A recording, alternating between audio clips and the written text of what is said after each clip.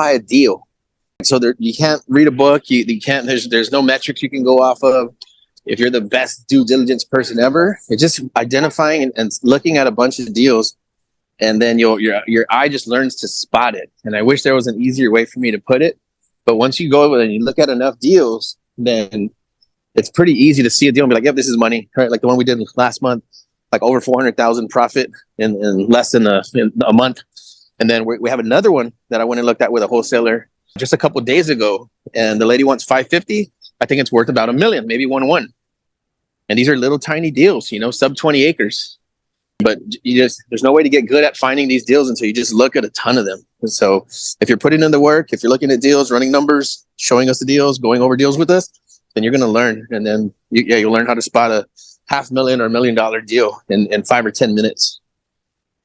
All right. So I'm going to make this into a nice, pretty graphic for everybody, but I want to go over just like the 4 key principles of this room and why we like them. So I'm going to cover it like verbally, and then I'll kind of show examples and we might say examples of why these work. But number 1, let me pull up my little list because I kind of made notes for today's call. All right. So number 1 is the wholesale model. We're looking for deals 50 cents on the dollar. No real like science to that. Just finding great deals at a great cash price, and we are buying those. So every one of these things we're buying. So great deals at a cash price. If you get good at that, you're going to make a lot of money. This is all every wholesaler out there. They're getting great deals at great prices. So this is option number 1, and I put it option number 1 because I think this is the most known, and anybody can do it if you're marketing, right? Option number 2 is good seller financing. Good seller financing. So what does that mean? I recorded that video navigating the offer based off of where the deal sits. We're negotiating good debt on the property based off of how much it's worth and how much it could potentially be worth if we value added the property, right? So there's a lot of value add opportunities that we can look for, that we're going to look for good debt on the property. So the big deal we just closed, we got $1.5 million of seller financing at 0% interest. We got really good debt on that property. And that's what made, we got the potential, and we'll kind of cover this, but number 3 is partial arbitrage. So we got partial arbitrage, we got good debt, and we got a wholesale price. So you only need 1 or 2 of these to make a great deal. If you got all 3, it's a screaming deal. So 50 cents on the dollar or less, good seller financing debt. And when it gets to big numbers, we're asking for seller financing. If they want 20, 30% down, we'll figure it out. But it depends on the deal. But we're looking for good seller financing debt, even if they carry it for 12, 18 months. The longer, the better. We have a deal right now that we've been working for a year. We had to sue her because she ghosted us. But we have a deal that's worth, I think, 1 to 1.2. We picked it up for $650 with nothing down. It's $5,000 a month, 0% interest. So it doesn't necessarily have to be 50 cents on the dollar. You can get 50 cents on the dollar and seller financing and get an amazing opportunity. So don't just hit, I want 50 cents on the dollar and that's it. No, ask for the kitchen sink every time, and you're going to get great opportunities. So 50 cents on the dollar, good debt. Sometimes, depending on the deals, 12-month balloon, 18-month balloon. What that does is it gives you the ability to get into deals with little capital and flip it. So somebody sent us a deal in California that we might go after, but it's 600 purchase price, and one house with land could be worth 1 million. So it's got a good cash price. So we might try and buy that one cash. But check this out. We're going to try and talk to the seller and then over the next couple of days and try and get that property for 100, 200K down and then flip it. Now you just maximize your ROI because you don't have to put the full 650 up. So just by asking the right questions and not necessarily putting the full purchase price down, you can get a lot of leverage and make a great ROI with putting minimal cash up front, that's the whole goal. If we can partner with the seller, if we can figure out minimal cash up front, 100,000, 200,000, depending on the purchase price, maybe it's a $5 million deal. We put down $500,000 or $1 million. It's going to be different. And there's a sliding scale based off of each deal size. But every deal is going to have that number that the seller will need. I'm if you give me if it's a $5 million purchase price, you gave me $1 million. Yeah, we'll talk. And they're willing to have that conversation because you're putting a large amount down. So if you can get 50 cents on the dollar, good debt. And number 3 is partial arbitrage. We talk about this a lot here, but partial arbitrage is a huge one. We just bought a deal in Bastrop, and there's different forms of partial arbitrage. So we'll cover We'll cover the Bastrop deal, and then I'll cover the Tyler deal, which is still in the midst of closing. So Bastrop deal, we bought 18 acres in Bastrop for $400,000, and the reason why we bought it is because it was in 4 lots. If it was 1 lot, never would have bought it. But since it was already in 4 lots, partial arbitrage, sell each lot separately, boom, you got a deal. And that's where opportunity is created. So it's created, and there's a lot of agents that, oh, these properties are, I got sent a deal earlier today. It's 3 lots and 4 houses, and they're selling it as a package deal. All we have to do is contract it and sell it separately, and we can probably make money. So there's a lot of opportunity out there if you find deals that are partial arbitrage. Houses, land, commercial. Corey Thompson did a deal, I think last year. He bought an apartment complex, and it came with a vacant lot next door. He ended up selling the apartment complex and selling the vacant lot next door for like $500,000. It was crazy because it was next to a Walmart, and it was a good like 5 acres or something like that. So there's good opportunities when you get property with property and just sell them separately. Great opportunity. Number 3 is a different version of partial arbitrage, is subdividing. So we do a lot of subdividing here. I'll show you the Tyler lot if you haven't seen it before. Tyler lot had frontage across the top, down the left side, and down the bottom. So all we did was cut it across the main road. 11 lots. We picked up this one for $225,000. We're selling each lot for $60,000. We already have 4 lots closed, and then we're waiting for a buyer to buy 3 more, I believe, and we have 3 left. So this is a deal that's still ongoing that we've been working for a long time, but this is a subdivide. It's partial arbitrage. So this deal, we bought that deal back in June, and going through the process of subdividing it, I mean, it took us 6 months to subdivide it. Yes, it takes a long time to do that, but as long as the price makes sense, we can do it. We have the right lender for it. The price point makes sense. And like that one made sense because it was a low price point. It was $200,000. So we had a lender that has that. So if you have a higher price point, you might want to get some type of down payment, seller financing, and try and leverage it that way. But the smaller the property and we can get into larger parcels, it's going to be a deal every time. How is arbitrage baked into the deal? It's parcel. It's just having the ability to get multiple parcels with one purchase. That's all it is. So to kind of go overview again, good cash price, good debt for long term, or it's already subdivided or it has the possibility to subdivide. Now the possibility to subdivide is looking for good frontage and good access to utilities. This is probably the big one. But if you know those 3 things, and if you can negotiate off of those 3 things and maybe ask for all 3, like this Poteet deal we just purchased has all 3. It has seller financing. It's a really good cash purchase if we were to buy it cash, but we got seller finance, and it has the potential to subdivide. So we hit the trifecta on all 3. Go ahead, Anthony. Let's talk about land and cash arbitrage real quick, guys. Like, we're gonna look at the mechanics of some deals, and like what makes a good deal good and what makes a bad deal. But I want you guys to imagine something, right? I want you to imagine the number that you have in your bank account right now, whatever that number is, and a lot of us probably have multiple accounts. But your main account, the one that you're most proud of, or the one that you're most worried about, I want you to imagine how much cash is in that account, right? It's Tuesday, right? Now, imagine you got a deal where you signed the contract. You got 30 to 60 days to close, right? So you're still $0 into the deal. You sell $1 million worth of properties off that thing before you have to close. And then at closing, you get it overfunded, right? So the lender sent us $1 million, and then we closed on the deal. Title wired us $475,000, right? So we're overfunding on the deal. And now we have about 1.25 million worth of land sold off the tract already. 750 of that is cash. So you can go from whatever's in your bank account now to over $1 million in cash in 30 to 60 days in this business. So it's worth paying attention to and keeping your eyes open, and then learning to recognize what a good deal looks like, and then following our business model. Right? I don't know where else you can arbitrage $1 million in a week or two. So it's just a cool spot to be in, and we're trying to show you guys what types of deals make sense like that, where you can get into that situation over and over and over again. We have a lot more of them. So with that one too is like that money's going to the project, but we didn't have to lend and get a construction loan and borrow that money again, and that didn't go straight to the lender. So this is one of those things where your lender negotiations are important too, because your application and deployment of capital is very paramount, especially in transactions like this. Yeah, so think about that, guys. It's really about the deal, right? When you find the deal, you're arbitraging the equity out of the deal, right? One way or another. And then I think something special about what we do is we've never taken institutional capital, right? So we've never gone to a bank. We've never gone to a hard money lender. We've never been to a credit union. We've never asked permission, to borrow money. It's always been just from private lenders. So I think our business model is pretty solid, and the way that we play the game is very interesting. So now we have people that are willing to offer us $10 million to put into these types of deals. And since we're already of that mindset where we try to make our dollars go further, we're not going to buy a property for 2 million cash or 4 million cash. It's never been our business model, and we're not going to change it today, right? We're going to do what's always worked for us. Somebody sent me a ranch yesterday for 7 million, and I offered 20% down.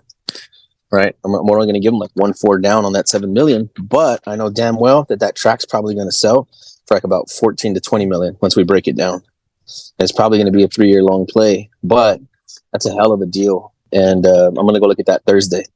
But even now, having the cash on hand, we're still not going to spend money that way, right? We're using as little cash as possible, and we're spreading that out across as many deals as possible to arbitrage the equity out of these things. So, it's not going to take anybody in this room to go pretty far, pretty fast. Like I said, I don't know what other business model you can do this with. Can you do it in storage and apartments? Commercial probably, right? Because they deal with similar numbers, but you're not going to be able to find the volume of deals that we find over and over and over again. Right? We did one in December, 400 in, 800 out. Right? We have one track left to sell for like 199. And then we have another one we're looking at right now that's 550 in and 1.1 out. And a very, very similar deal. It's already pre-subdivided, right? So if either of these deals was one whole deal and it wasn't subdivided, it was just one big chunk, we wouldn't even look twice at the deal. We probably wouldn't even offer cash half of what we got them for. But we were willing to pay a really fair price because they have already been subdivided. So what do you capture on a subdivide? You capture the engineering, right? You capture that portion of it, the cash part of it, the intellectual part of it, and you capture the time, right? Because if we were going to break down those small lots into 4 or 5 pieces, you're talking about 9 months to a year. Yeah. So if you're learning to identify the tracks that are already pre-subdivided, you'll find agents listing them like that all the time. We bought this one from a very, very sophisticated real estate investor. I don't know how in the heck they sold it to us so cheap, but if you find deals that are being sold as one and they're already pre-broken down, then there's all the money. All the money's on the table right there in plain sight. But if you don't know what you're looking for, you're going to miss those every single time.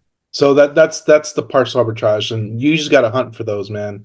They're out there, and this is where when you get all 3 of the buy box criterias, you're in the money. You're going to make a lot of money very quickly.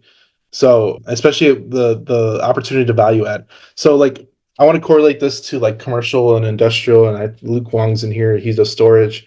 I want to kind of correlate this into like other asset classes because I know we have a lot of different types of people, and people might watch this later and like, oh, what about this? So we're leveraging financing. So people, they'll go buy a $2 million storage. They'll put 20-30% down with private capital or their own capital, and then leverage a bank to hold the rest. Essentially, we're doing the same thing, but we're getting seller financing on the where that bank position is. We're leveraging the seller because they have equity. This is one of the big reasons why we love land. These land sellers have a ton of equity, so they can actually be the bank. Whereas in these commercial properties, they can't be that bank because in most cases, they don't have that much equity because they haven't held it long enough. So the land seller that's held it for 30 years can afford to be that bank position at 0% at essentially 70 cents of value. But then on top of that, we're value adding significantly 2 to 3x. So that loan to value is like 30%, 20%, which is crazy level of leverage you get. So everybody talks about the leverage you get in real estate. You get crazy leverage when you have the ability to value add and have the seller be the bank. That's the sauce. If you can understand the first 10 minutes of this call, you're going to make a lot of money for the rest of your life. Like Daniel said, it's debt equity, right? So every single seller you call, the property's paid off, has been paid off for 30 years. All these people want is they either want cash now to do something different, put it into a different property, or they want cash flow for the most part, right? These are older guys. They just want to see just monthly cash coming in. So you can turn their land into cash flow with very little effort. So I think concentrating on that as a main business model. I know a lot of you guys have submitted like development deals to us, and this one's perfect. It's all apartment complexes. You're moving too far away from what we do, like what the bread and butter is. It's just capturing debt equity, turning it into cash flow, and sharing some with the seller, and that's it. And they're happy to share it with you because they don't know how to take the equity out of it, right? So we're offering a service, and I've been saying that more and more to sellers now. is that we're service providers. We're not buyers. Like, I know how to turn this cash into equity or into cash flow. I'm willing to put my own cash into your deal so that I can help you get the cash flow out of it or get the equity out of it. I just had that conversation with a seller today. I said, I do not want to buy your property cash and then develop it and invest millions of dollars into it. But if you're willing to partner with me and let me do what I have to do to get the cash out of this deal, I'll take that all day. He said, write it up and send it over. Let me look at it. And what we're noticing too is the more expensive the property, the more they're willing to do that, because they have, think of it like an anchor. Land is an anchor to a lot of people. And if you own a lot of it, it's hard to turn that into cash. So this is one of the things where I want you to get your like we're not doing anything crazy. So land is very, very anchor type asset. Like, it's very hard to move. It doesn't cash flow, negative cash flows. No one knows what to do with it. It's just kind of that dead weight they carry around with them. When you have the ability to flip that and turn that into a sale, oh man, you're off to the races. So I want you to have that analogy of, in the seller's mind, this land is an anchor. And if they got 20 anchors, they're dragging. So you're going to turn that anchor into a sale and have it take off. And you're going to leverage that position when you turn that anchor into a sale. So one thing I want you to hit on too is, like, we talk to a lot of agents a lot. And the seller's like, the seller will never go for that. They don't, they want cash and they want to close in 60 days or 45 days or 30 days. And they won't take anything else. So one thing I love about land is no one makes offers on it. And if they do, it's a low cash price, because they think if they have that one button, like a wholesaler, I want to get it 20 cents on the dollar of list price. And I'm just going to, if it's on the market over 90 days, I'm just going to hit them hard. And I'm just going to keep hitting them. What we do is we flip that and, like, hey, I'm going to make a full price offer. And this is relative based off of, go watch Navigating the Offer if you haven't seen it. This is relative based off of what it's worth, potentially, if we subdivide it or value add it, or if it's already partial arbitrage or whatever that is. Based off of that, we can pay full price. So my full price offer isn't embarrassing. Mr. or Mr. Agent, I need you to present this to your seller, because when's the last time you got a full price offer? I'm not embarrassed about it. You shouldn't be either. So you really got to take on that stance of position that sometimes the agent isn't really for you or for the seller, because they just want cash. And the only way to make money on this deal is cash. And that's the only way I'm going to get paid as an agent, is if somebody pays cash or they get bank financing. They have that one-track mind, and they can't think to the left or to the right of that. So if you come in, hey, I'll put a large enough down payment, you get paid. The seller gets their amount that they want. They want $1 million. Hey, I'll pay $1 million, but I'm only putting $100,000 down. That covers you as the agent. That puts money in their pocket. Well, they need $100,000 to move or pay off their credit card debt. Okay, I'll put $150 down. That's one thing we did with the Poti deal. The seller wanted a certain amount, and the agent commission was $60,000. So we just put it on the purchase price. It is now $2,060,000, and we called it a day. So you can build that into your pricing with the agent to make the agent feel more comfortable to present that offer. Yeah, the agent was super solid on this one, because no matter what, she was going to make $60,000. So she was on our side. Once we told her what the deal was, what the plan was, our level of experience, what we were going to bring to the table, the agent was on board, because even though the seller was doing seller finance, she was still going to get her full commission right up front. No problem at all. So getting the agent on your side is key, letting them know what you're bringing to the table. And it makes these deals go really, really easy. So Peter's on this call. Peter, are you available to unmute? What's going on? What's up, dude? What's up, brother? So Peter's been doing a hell of a job of bringing leads to the table. We had a really, really big one south of Fort Worth that is kind of like on the fence right now if it's going to go or not. But that was going to be over a $200K assignment. And instead of him getting down on his luck, he sends me a sheet. Usually when somebody sends me like 5, 6, 7, 10 deals on one text or one email, I'm just already, like, my brain already goes to the spot that says, okay, these are all trash. I don't know where you found these, but they're probably garbage. And he sent me about 6, 7 of them. And I would say 3 are deals right away. So we talked to an agent today, right? And what was his temperament like talking to this agent? Oh, this guy was so relaxed. Probably one of the best agents I've ever talked to. So what was cool about this guy is that this property's been listed since November, and they've gotten 0 offers. This is less than 3 miles from that 243 acres we just bought on Friday. and it's probably 5 miles from the 44 acres we subdivided in November. So prime location, we know what stuff sells for in the area. We know there's a lot of groundwater. It's on a paved road, tons of frontage. And this, what did the agent say? He said he got 0 offers, right? Yep. And we said, hey, will the sellers, do you think they might be open to seller finance, or do you think they'd be accepted into a low cash offer? What did he say? Present all offers. I'll present all offers to my client. Send it. Just send anything. He kept saying, we've got 0 offers. We have no offers. Like, do you think they would give it to us for free? We have no offers. Yeah. So, I will say, Anthony, he did get back to me. He left me a voicemail, and this one is 7 heirs. So they said they wouldn't do the seller finance. So we'll look at a cash offer to send him. That's fine. That's fine. Yeah, we got a low cash offer in mind for them already.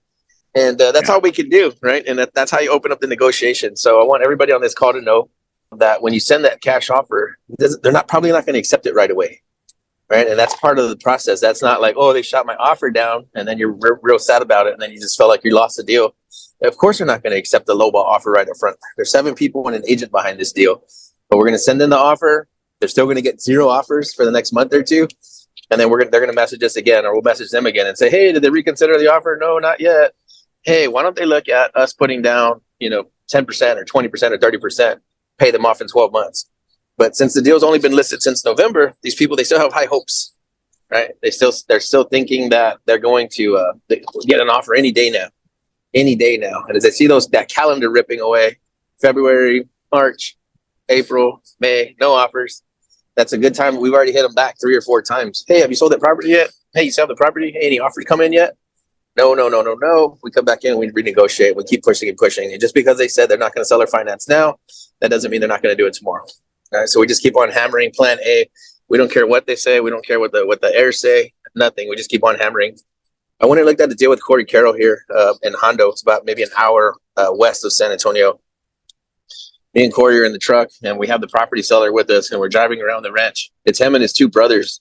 And we're talking about the property. And I said, hey, just out of curiosity, is this something that you guys might think about, taking payments on, right, for a little while on this property? He says, nope, absolutely not. We just want our cash. We just want to move on to something else. I said, okay. I said, because normally, sometimes when there's multiple owners of a property like this, sometimes somebody needs the cash real bad. And then there's usually somebody savvy in the group that doesn't need the cash at all.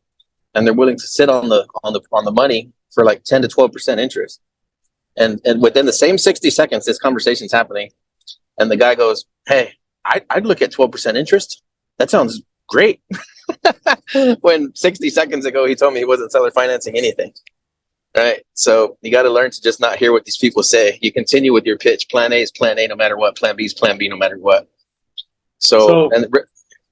Okay. So I wanted to add a couple things to Anthony. So 7 heirs, we can create 7 different notes that pays them all separately. So the 7 heirs issue isn't really an issue. It's more about just getting your offer across the first time and then waiting. So me and Anthony talk about this as time's on your side.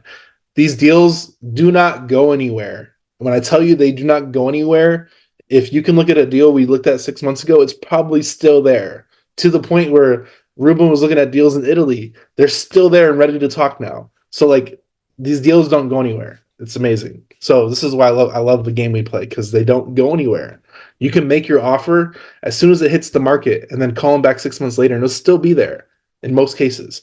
So this is why we love this. The other thing too is, what was I going to say? Oh, the seller financing part.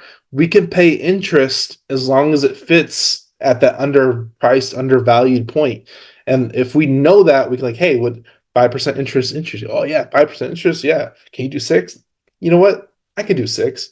And you might be able to make like a huge spread on the upside just because you already understand the deal and the mechanics of the deal, and you can offer interest. So each deal is completely different, and some might require interest, some might not. Some might require long-term payments, some might require a balloon. Like each deal is going to be completely different, but you got to understand the mechanics of the exit strategy of that deal to make sure it fits the right offer and right terms.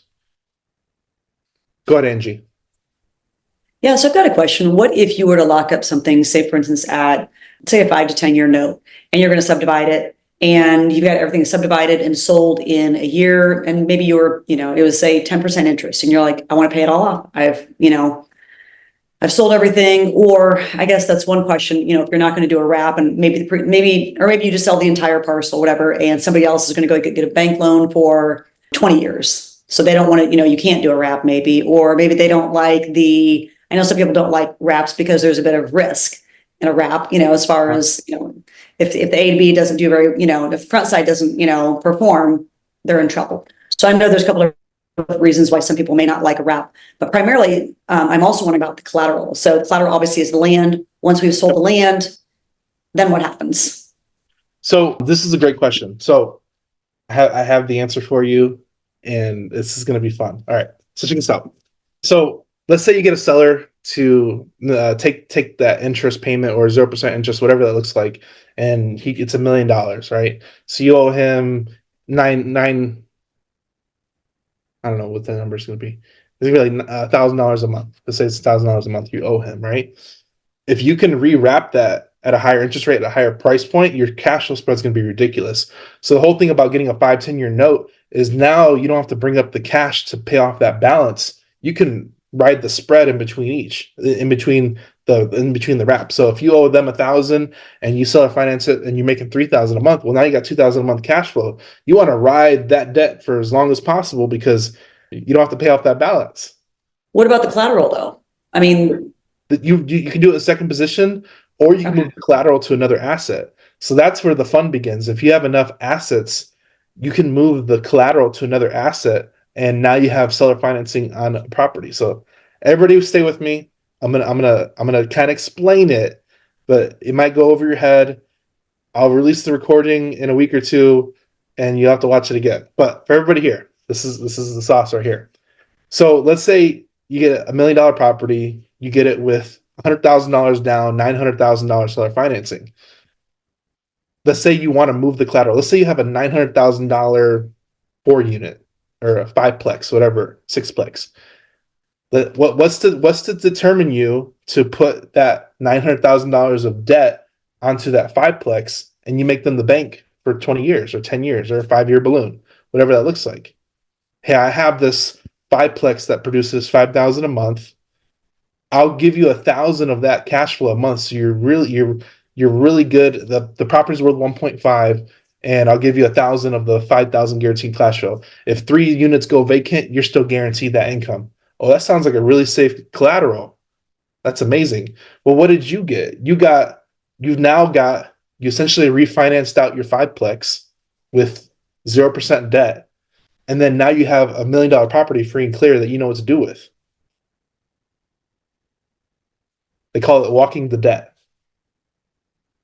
So you can leave it there, but if you have enough assets, you can actually move that debt to another asset.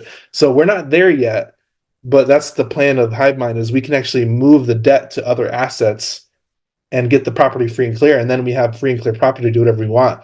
Now we can go buy $1 million worth of land to sell that $1 million for 2. Now we have another asset to buy and move that debt onto again with the next seller. And now instead of refinancing with banks, well, I want to get a refinance and I can get 75 loan to value and all this stuff. What if you got 100% loan to value with 0% interest? I don't know. I don't make the rules.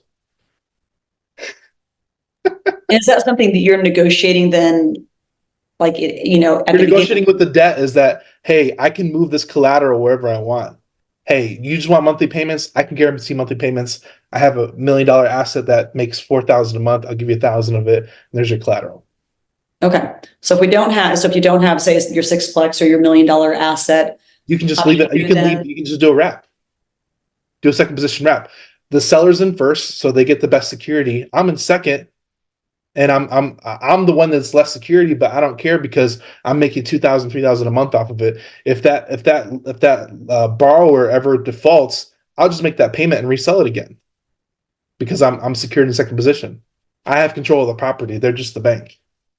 And yes, I might have a subset position, but I can still leverage the property and control it. That was super, super advanced. Y'all are gonna have to watch that video like 10 times. All it is like, hey, you have a ranch, I have a commercial building. would it be okay if you gave me the ranch free and clear, and I'll put your $2 million debt against my commercial building? Is all it is. I traded a sub 2 house for a commercial property, like that I'm using I use as a car dealership, and I got it leased out. So you just have to you could just probably YouTube and check out substitution of collateral. It's pretty basic, but it just sounds wicked, and it is a really good strategy. But to further answer your question a little bit, you have a deal with the seller. Some of your buyers want to pay the property off completely in cash. You have a 5 or 10 year note. You're sold out of properties, and everybody wants to pay cash. You just pay your seller off early and get out of the deal. Done. We've had a 2-year mortgage on the deal, and we paid the seller off in 9 months. He was not upset. He gave us another $4.5 million tract to work on about a year later after that. So he loves us. He trusts us. He said that he had a better offer than mine. And I said, man, I don't want to be in your way. I think you should take that better offer, honestly, because I've never done a deal like this. I'm probably not your guy. And he says, I trust you. I've already worked with you before. You're my guy. I want you to do the deal. All right. Okay. And he wanted like a certain amount down. And I'm like, I don't want to put that percentage down. He said, can you do 0.5%? I said, okay, cool. So we gave him $21,000 as a deposit on a $4.5 million property. Right. So it's paying. Usually the sellers are not upset when you pay it off early if you have to. But if you can extend, that's when you're in the money. Go ahead, Angie. Yeah. If they want to hang on to that long-term debt, then that's something else. That's when you might talk about substitution of collateral. Awesome. Thanks, guys. Yeah. It's a little advanced. You have to listen to it a couple times. It's hard to maybe I'll do like a picture graphic if so everybody understands. Because the words coming out of my mouth can be confusing.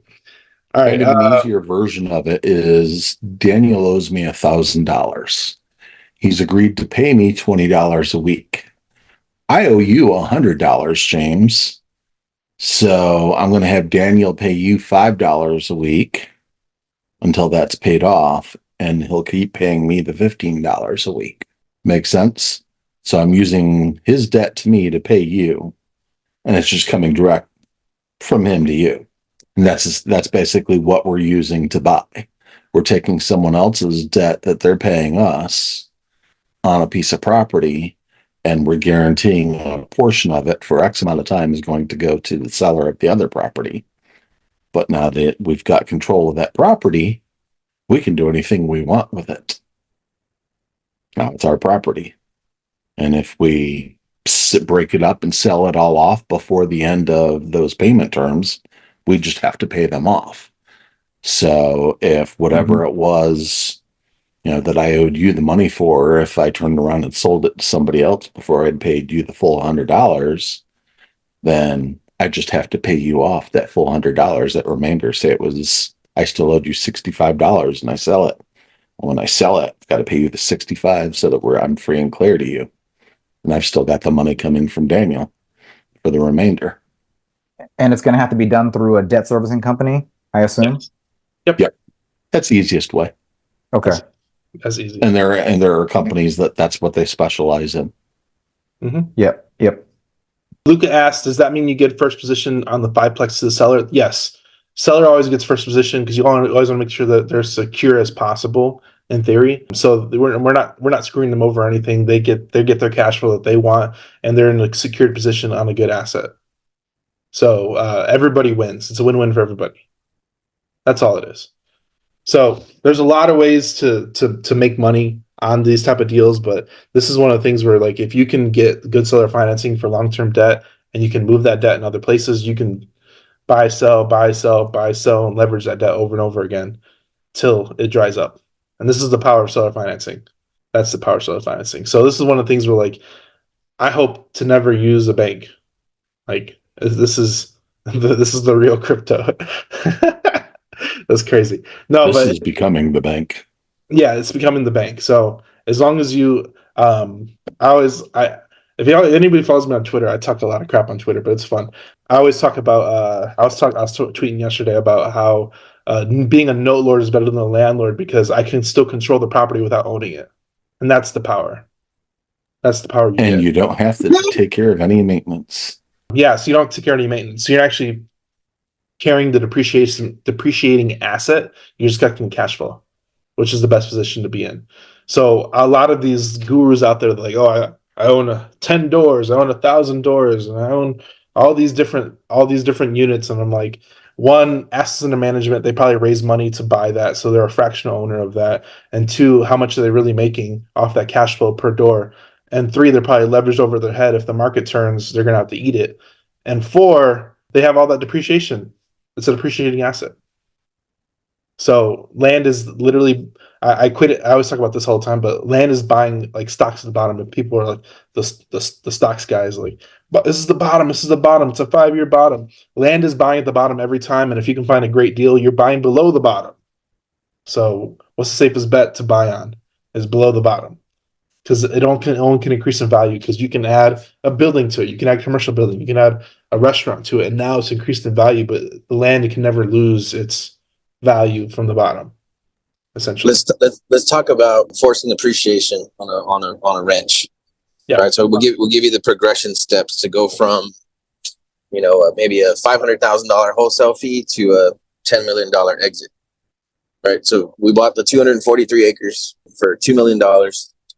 We got seller finance at 0% interest, 20% down. So right now, while we're under contract, I was offering it at the price it was listed for $2.5, right? So I'm looking now for a $440,000 assignment fee. Nobody picked it up. So we're getting it for a great price. We've sold stuff in the area around there. So I think we got it for like 25 cents on the dollar. So I already had a great buy price. Seller finance at 0% interest. So now we can, of course, do our regular 10-acre subdivide, sell those off. We had it programmed for like, I think, $1 million or $1.5 million profit. If we just sold all 10-acre lots, dump it quick, get rid of it, quick milli. So that was another level of progression, right? Breaking it down to 10-acre lots. Now we're spending $250,000 in engineering to do the entitlements for a residential subdivision, right? So now we're into it for like 2-3, something like that. And now we've been blasting it out all over socials, looking for a developer buyer. And somebody messaged me today. I've been asking for 6.5 after the entitlements are approved, which could take 6 months to a year, and at least $250,000 worth of engineering. We are going to clear the roads, move some dirt around, clear some trees around, so people know that we're serious. We're getting the utility service agreements from the electrical company and the water company. So at the time the approvals are ready from the county, from everybody, from the utility companies, where like you can bring the equipment in and start ripping open the sewer and connecting your sewer, running your water line, that kind of stuff. That's 6 months to a year out. Right. So we're asking 6.5 at that point. So now we're making like 2.9 million on the deal. Right. So we went from 4.5 to 2.9. We're offering $250,000 fee to anybody that brings us a developer buyer that would take it off of our hands at the point of approvals, which is again 6 to 12 months from now. But somebody messaged me today and they said, hey, I have a developer who's super interested. He wants to know how much you would take for it as is. So I said, I'll take 5.2 as is right now. Right. So right there at that point, we're looking at making like maybe $1.5 million, maybe 2 million by dumping it early. I mean, if we can get that closed in the next 30 to 60 to 90 days, 120 days, we're going to take that all day. Take $1.5 million, $2 million now, bail to the next deal already. We have tons of deals in the pipeline. So that's kind of the progression. And then the next progression goes, instead of us making 2.9, we'll go ahead and put in structure.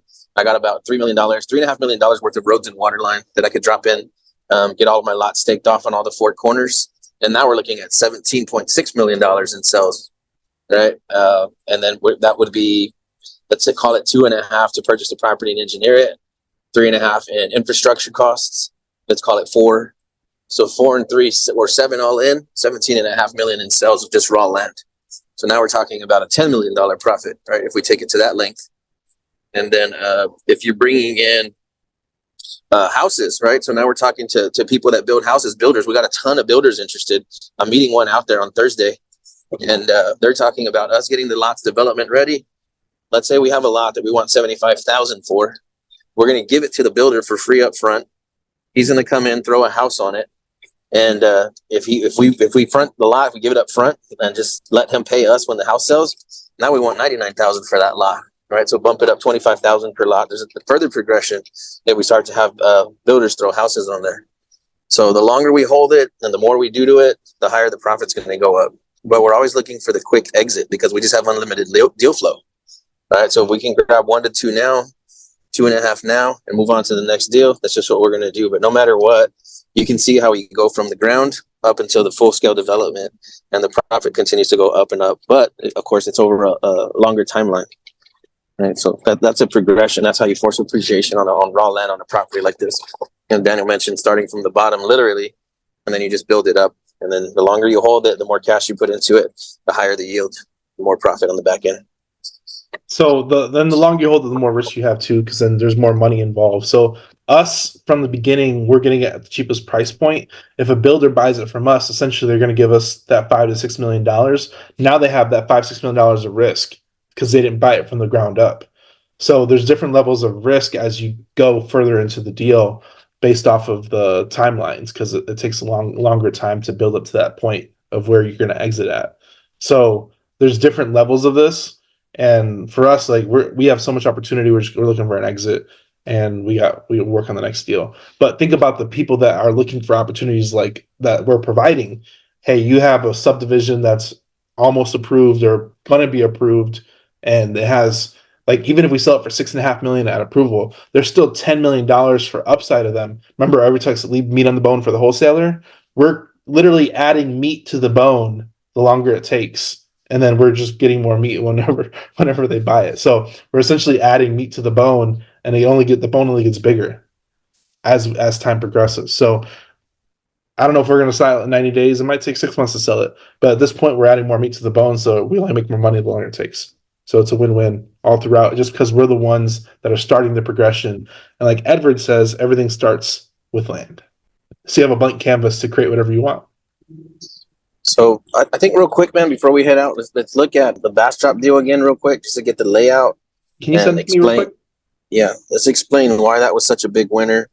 And then I'm going to show you another deal that we're working on right now that's pretty much identical to Bastrop in numbers, just so you guys can just be familiar with looking at different types of deals. Again, it's just training your eye to identify these kinds of deals. And then it really does feel like magic. What the hell did I just do?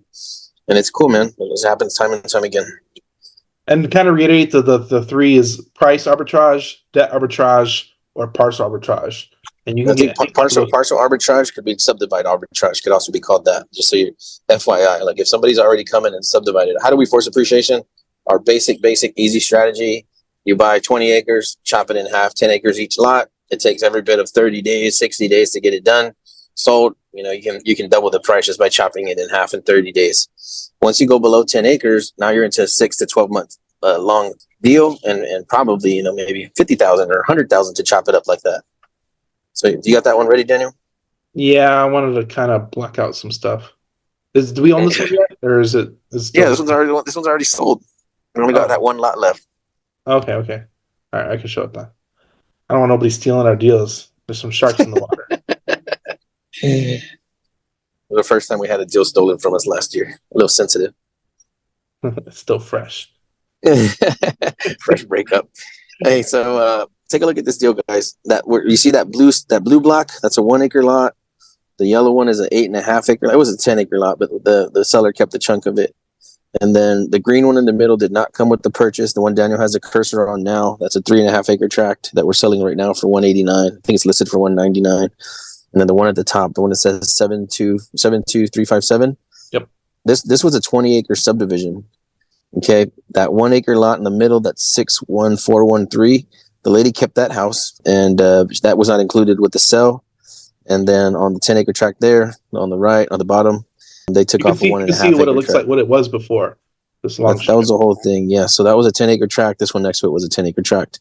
So we bought the 4 parcels around that 1 acre tract for $408,000 or $407,000.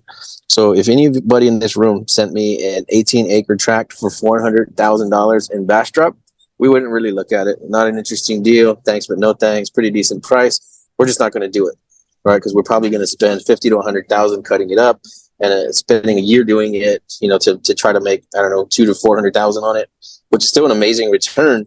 But that's not our typical deal, right? We're not trying to spend $400 now to make $400 a year from now. It's just not our business model. Since it was already broken up into 4 pieces, I knew it was going to be a great deal. I mean, I just saw it instantly, and I already knew. I said, wow, 3.5, 4.5, 1, and 8.5, no brainer for that price, because I know, for a little 3 acre tract, for sure that sounds like $199 to me, $249, $189. So at $400, I'm like, this is a no brainer, because I could probably sell the stuff on the left hand side, get the 8.5 acre on the right for free. Boom, Diego's here. Diego's the one that sold most of this lot right here. He had an excellent December, but that's the property right there. And that's why it was so valuable, because it was already pre-subdivided. So I'm going to send you another one that I drove like 2 days ago that we're about to buy. And exact same thing. Like, this is the exact same deal. It's like deja vu all over again. Similar price point, similar situation, everything. So I want you guys to be able to recognize these deals when you see them, because I know you're seeing these deals every single day, probably multiple times per month, and you just don't know what you're looking for. It takes time too, so don't beat yourself up if you can't figure it out. It takes time. No, beat yourself up. Beat your head against the wall. If you're not frustrated, we know you're not working.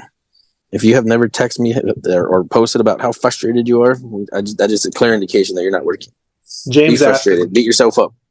James asked if they were all sold seller finance. No, these were all cash money, close in 14 days. Boom. That's why there's already like 200,000 in upside on this thing, and like 18 days flat from the time we bought it. And now that last lot we're selling for 189 or 199. I think total sales here, total upside for us is like 430 or something on this deal. One lot left to sell. And the guy's coming to clear tomorrow, Diego. So let your guy know if he thinks he's going to buy it. Maybe he wants to be on site to see how he wants the guy to clean it up for him. And then he's going to give us a quote on clearing that driveway on the right-hand side. If he buys that 3.5 acre lot as well, and we could probably bake something into the deal where we clear the lot and we cut him that driveway into that dirt that he wants. Okay, give me 2 more seconds. I'm about to send Daniel another deal that's identical to the Bastrop deal. Deja vu again. Let's say we pulled in 430 in December on one deal, and now we're going to pull in another. Hopefully we have this one contracted like in the next week or so. And after this, but again, it's just learning to identify these deals. Like, what's that? I was going to say, after this, we'll tell you how January is I looking. didn't hear what you said, Daniel. I said, after this, we'll tell you how January is looking. Yeah, stay on to the end of this call, guys, so we can give you some projection numbers right now. You might be proud. Okay, Daniel, here comes. Exact same deal, similar price point, similar profit point. All right, give me about a second. 6. Ooh, this is a good deal. This is such a good deal. I'm so excited. I bet you this wholesaler sold this deal to everybody in the country by the time he got to me. And he didn't have any idea. Like, this is a gold mine. He has no idea what he has. The seller has no idea what they have. Give me 1 second. I'm trying to not show the information on this one, Anthony. All good. In the very beginning, when I started, I remember being so frustrated. I was like so pissed, like furious, because I knew I was seeing deals, but I couldn't identify them. All right, I just knew it. All right, so check this out, guys. This is a 6.7 acre tract on the left, that long one. The bottom one right here on the right, that 3899, that's I think it's a 3.5 acre tract. The one right above it is about 3 acres, and then the one above that is solid 2 acres with a little mobile home on it. So that one already has water, utilities, everything. We're looking to pay $550 for this one. We might offer $5. She wants $550, but total sales on this one is 1.1. And if I look at engineering it down further and putting a little road on it, it's already 4 tracks, right? Again, if you guys send us 15 acres in Canyon Lake for $550, we're not even going to underwrite it. We're not going to go drive and see it. We're not going to do anything. But since it was already cut in 4 pieces, I got my little self in the truck and I drove up there for an hour to go check it out. Awesome property. It had plenty of slope on it, so I was a little afraid of that. So I got off and walked the whole dang thing. Amazing property. But since it's already in 4 pieces, it's already a winner. If I put an easement in there and try to cut those 2-3 acre parcels down to one, into a couple pieces, maybe try to cut that 6.5 acre down into a couple pieces, we could probably push this thing to 1.5 million. But I think if we bought it as is for $550 or $500, total sales is about 1-1. And if we wanted to fire sell it quick, maybe we'll sell it for like $900 or $950. But still, there's $400 to $500 of upside, $600 of upside, since it's already been subdivided. So somebody put in $50,000 to $100,000 worth of engineering into this lot and about a year of time into it. That's subdivide arbitrage right there, parcel arbitrage. So when you're out looking for deals, no matter what somebody tells you, if they say, hey, I got 10 acres, I got 20 acres, I got 15 acres, let me take a look at it. Send me the land glide. It's the first thing I say to everybody. Send me the land glide. Because if they send it to me and they're like, oh, it's that 3 acre tract, the 2 acre next to it, and the one behind it, boom, contract that sucker immediately. Contract it as quick as you can. It's already cut up. They've already done the work for us. They already forced appreciation for us. So I actually have a deal It's 22 acres. But it's already chopped up into half-acre lots. It's 22 lots, and it's a small town though. It's about 45 minutes from Boston. From where, Austin? Yeah, Heading which way? What's the town called? it's Page. It's called Page. Oh, Page is fire, bro. How much is that property? I don't recall off top. I've been dealing with South for a bit. So he's pretty motivated though. They all Send are. me the land glide. Let's take a look at it. Find out the utility situation, because if they did an ugly subdivide It has back in the day, sorry. It has power, water, and septic. oh, dude, okay, beautiful. Main thing we got to know is the road access. Like that last one you sent us, something about the seller that they chopped it up and that only the front lots had road access and the back lots did not. That's not a great subdivide, right? It could be, but it might not be. We just have to look at it and see what they did. But send it over to me. Let's take a look at it, man. That's probably it could be a really good deal depending on what the price is. But Page is fire hot. That's probably, I got a track there one time, and the response I got organically without promoting it, I was getting a message like every few minutes for 3 days straight. I listed it for 94,000 and I sold it for, I think, 150. I was thinking, I automatically thought it was like, because it's this really small town, so I thought it was going to be, like, No, man, you just never know, and that's the beauty of this business. Is that's why you got to get those deals in front of as many eyeballs as possible. yes, sir. So one thing I'll say to what Anthony was saying is that if you find an older subdivide, and this is where partial arbitrage does not work, is if you find an older subdivide that they didn't complete their job, and a lot of this happened during the '08 crash. There was subdivisions coming up, and then they just stopped mid subdivide and didn't finish the road. There's no access; it's a dirt road. It looks platted on the county and on the land glide, but there's no road access. There's no road there. It's just kind of existing. Yeah, there's some of those that were even older, like ancient history, like in the 70s or the 80s or something, where they came in and they got a subdivision, like a 243 acres. They drew up a subdivision the way they thought they were going to sell it. And then they sold all the lots before finishing the entitlement. Yep. And then never completed the subdivision, never put in roads, utilities, electrical, nothing. So all these people got stuck with these inaccessible lots. You'll see them everywhere. Yep. You'll come across them the more you look. Those are not good. Those are not good. Avoid those. But we'll still look at it. We'll still look at them to tell you if it's a deal or not. Because if you find a good one, it could be a good one. But there's a few ones you got to watch out for. Go ahead, Angie. Last question. I have one more question, and this is going back to the Somerset deal, the development deal that you guys have going. And so what I would love to know is what gave you the confidence that the demand was there? Because just, like looking at a Zillow or something like that, sale just, right around Somerset, and that's the southwest of San Antonio, right? Yep. Okay. So I'm not seeing like any developers, if you look, for instance, if you're kind of south of the Charles Anderson Loop, I don't see really any development until you get up, go up 16, a little closer to 16 by the Lone Star Pass. So my question is just what are you guys looking at that's giving you confidence that like, yeah, okay, Somerset, yeah, I'm going to put a ton of money into this, including entitlement costs, and I'm going to get interest. This is a part of the reason why it makes sense to work the areas that we're working and partner with us in the areas that we're working. We don't say that just so we can catch some of the upside. There's really nothing. We don't have any data points other than we've been working this area for 6 years. So as we're selling properties all around San Antonio, east, south, west, north, everywhere, we get the same questions over and over. Do you have anything in Somerset? Do you have anything in Castroville? So you see the same requests come up over and over and over and over again until you're just like, okay, this is a hot area. Then somebody sends us a 44-acre tract, 1.9 miles north of here. I think we paid every bit of like $12,000 an acre, $13,000 an acre, and we sold out like in a month. Right, so us getting this one for $8,200 an acre, we're like, okay, well, we're $4,000 under purchase price what we got last time, and it worked out amazing. So this is just like we've been dealing with enough buyers and sellers in this area. It's experience in the area, and we found like little pockets that nobody knows about. We just found little pockets that we've just done a lot of deals there, and we have a lot of buyer interest there. So we know where these little pockets are, and we're targeting them. Yep. And then the cool thing about what we do is we don't hide our areas. That's the coolest part is we just tell you guys exactly where we're working, where we have firepower, where we have buyers. Again, like somebody asked today on a podcast, what do you guys do deals outside of Texas? Hell yes. But why would you? You know, we have $20 million aiming at us right now for Texas land. So why would you go to Arkansas? Well, we don't have $20 million to park in Arkansas, right? But we got $20 million to park in Somerset, Texas, Castroville, right? So if you just work where we're working, that's the ultimate hack right now. You don't have to reinvent the wheel. Why would you do that? Absolutely.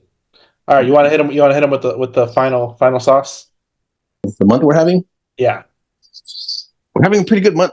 You know, we've seen a lot of land guys brag on Facebook, like I had $100,000 month. That's pretty cool, right? You got to start somewhere. But I think where we're moving and we're trying to invite all of you guys to and take you with us. We're having $1 million month right now on this bass trap deal. You know, inbound, a couple $100,000 there. Mikey got one for $199 under contract a couple of days ago on one of our properties. It should close as soon as the survey's ready, like any day. They're ready to close today. We have 750 cash sold on the 243 ready to close any day as soon as the surveys come back, maybe in the next 7 to 10 days. And we have 2 10-acre lots sold at 250. So we're approaching like $1.5 million month right now as it is. Don't forget about Tyler. We had like 3 closings today or yesterday. Oh yeah, I forgot about Tyler. Yeah, so we're aiming pretty close to like $1.5 million, dollar month. So things are going pretty good in the Hivemind, man. Like I said, I don't even know if we're in a recession, but the business model works. The buyers are coming. The areas we're working are coming. I saw a map. I posted it in the group that says that like San Antonio has pretty much the highest GDP in the country. So if you don't know which markets to work in, I said just hang out with us and try to lead you to the promised land. But things are going phenomenally well, and I think we're just getting started. It's gonna be a good year. It's gonna be a good year. I'm excited. We have a lot of money coming at us right now, so if you guys have deals and opportunities, we went over the buy box for a reason. Now you know what to look for. If you have good deals, send them to us. We're looking to buy a lot of deals this year, so that's good. I saw a land guru. He posted on Facebook. He said that the sellers didn't say yes to their proposal until the 40th contact. I'm willing to bet money that nobody in this room has contacted any seller 40 times. Not one of you. Please follow up. Please follow up. Please follow up. They're going to say no the first 1 to 5 times. Put them on an automatic follow-up campaign, and let's get those checks. That's it. We'll see y'all next week. Thanks for tuning in. If you have any questions, watch this again, and it'll hit your head. It'll make sense after a couple times you watch it. All right, have a great day, guys. Bye.